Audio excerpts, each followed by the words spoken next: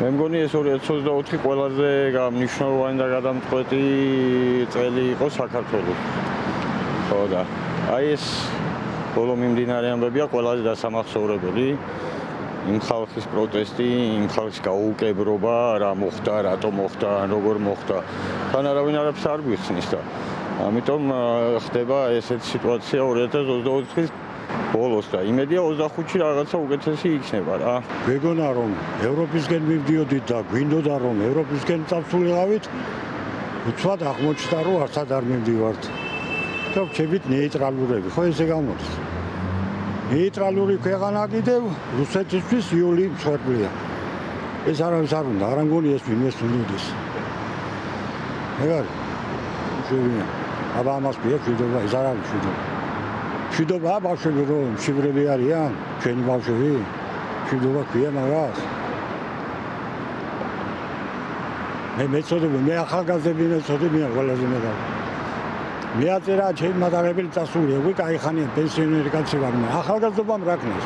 ჯანყონის სავსე რო არიან, განათლება რო აქვთ, მიღებული ძალიან მაღალი კლასის, იმათმა რა ქნა? იმათ ხო უნდათ ნორმალური სამსახური, ნორმალური სამუშაო.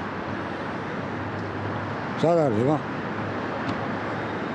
საზოგადოებრივ რატო გარბიან? ვის უხარია საზოგადოებრივ დასვლა და ოჯახის მიტოვება? ბავშვების უპატრონოდ დახრა, არავის, მე სხვა გზა არ არის. სავზა არა და მიტო გარბიან. ეგ არ არის მშვიდობა, ამას არ ქვია მშვიდობა.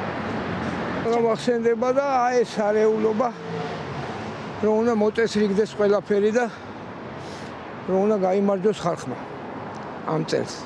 იმ წელიდან რა ვიცი, აი სულ ესეთი არეულობა გვაქვს ქვეყანაში და კარგი რა უნდა დაგამახსოვრდეს. მულზე მომხდა ის რომ ახალგაზრდები გამოდიან და რა ვიცი, აი ქვეყანას უნდათ რომ ქვეყანა ნამდვილად შევიდეს ევროპაში და ევროპულად ვიცხოვროთ. მაგრამ ამათ მაფიოზებს რა უყოთება? რა და მახსოვდა ეს რომ არავინ შეც კარგი პრეზიდენტი.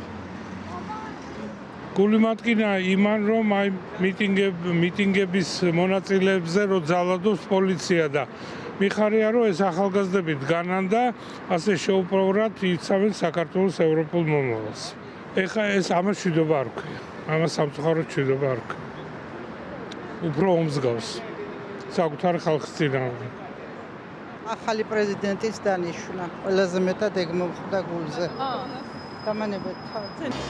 აქციები და აქ დგომა რა თქმა უნდა 24-დან ყველაზე მეტად ალბათ ეს დაგვამახსოვრდება. იმიტომ რომ პრაქტიკულად ყოველდღე აქ დგავარ და მახსოვს ის რაც აქ ხდებოდა და იმედი მაქვს რომ გამოსწორდება და 25-ში უკეთესი ვითარება გვექნება და არ შეგვეშინდება საკუთარი პოლიციის. რის დაგამახსოვრდათო და ეს წელი? ხო. ასწამო ახალი თაობა მოდის.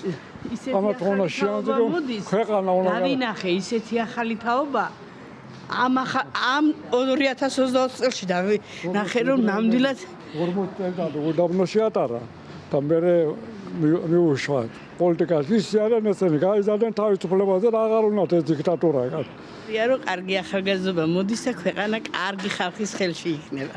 ბელარუსია და რუსეთი ყველა როტაში დაუკრავდა ერთი კაცი მოწა სტალინის დროსაც ეგრევე ყველა იმას უკრავდნენ ტასტ. აგერა გამიხდა აგერა. თხვითიდან მომიტანეს ყველა როგორ წამოდგა და ტასში დაუკრა. ჩვენი ბიჭო იქნება. ყველაზე მეტად დასამახსოვრებელი რაც იქნება ამ წლიდან ალბათ არის რუსთაველის გამზირი. ყოველ წელს დასამახსოვრებელი რუსთაველის გამზირი არის ამ ბოლო პერიოდში, მაგრამ წლევანდელი წელი განსაკუთრებით დასამახსოვრებელი იქნება გამომდინარე იქიდან როგორი ძალადობაც იყო წელს. ესეთი მე არ მახსოვს ყოველ შემთხვევაში და ყველაზე მეტად რამაც მატკინა გული არის ის რომ ხედავდით ქართველს როგორ იმეტებდა. აი ეს ადამიანი აი ამ იმაზეც გამოსახული რომ არის როგორ აი ეგდო ძირს და აი სპეცრაზმელი როგორ გამეტებით ფეხს უქნევს სახეში და ურტყავს მთელი ძალით. ეს ალბათ არასდროს არ დამავიწყდება ეს კადრი და არავის არ უნდა დავიწყდეს ჩემი აზრით. არა მარტო ეს, არამედ თითქმის ყველა კადრი რაც კი არსებობს არავის არასდროს არ უნდა დაავიწყდეს და ყველას გონებაში მუდამ უნდა ტრიალებდეს. ეს წელი ალბათ ყველაზე მტკივნეული იყო ჩვენთვის და ჩემთვის როგორც თეატრალური სტუდენტისთვის, იმიტომ რომ როგორც ზოგადად სახელმწიფოში უამრავი ტყუილი იყო, აქაც ასევე იყო ძალიან ბევრი ტყუილი. და ნუ არ ვიცი, ალბათ დადგება დღე, როდესაც გავიხსენებთ ამ წელს და ვიტყვით, რომ ეს წელი იყო ბრძოლის და გამარჯვების წელი.